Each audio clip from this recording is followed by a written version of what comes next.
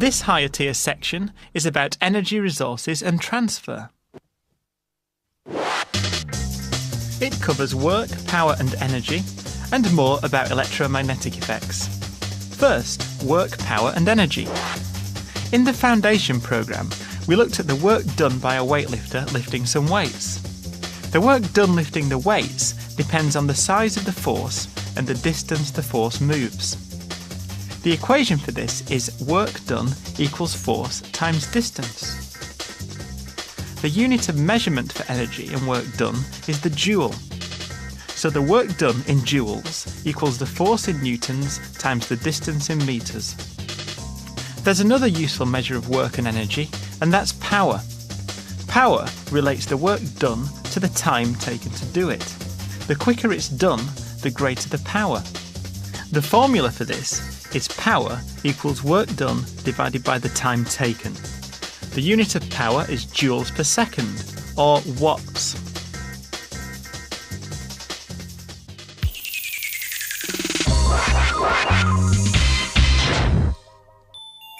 If our weightlifter lifts a mass of 50 kilograms, 2 meters off the ground in 4 seconds, what is the work done or energy transferred by the weightlifter, and what is the power input?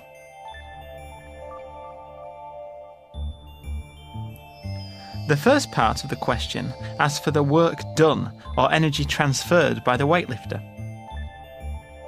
That's the force applied times the distance lifted. That's the mass, 50 kilograms, times the gravitational field strength, 10 newtons per kilogram, times the distance lifted, 2 meters, which is 50 times 10 times 2 equals 1,000 joules. The second part of the question asks, what is the power input of the weightlifter? Power is the rate at which the work is done in joules per second.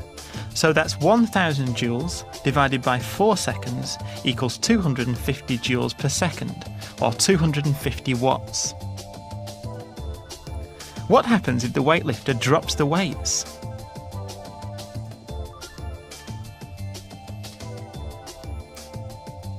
The weights fall to the ground, losing potential energy and gaining kinetic energy as they fall. When they hit the ground, the kinetic energy is turned into sound energy and some heat energy. For the higher tier, you need to know how to work out kinetic energy. Kinetic energy is the energy of a moving object. Kinetic energy depends on the mass of the object and the speed at which it moves. The formula for working this out is kinetic energy equals half the mass times the speed squared. That's a half mv squared.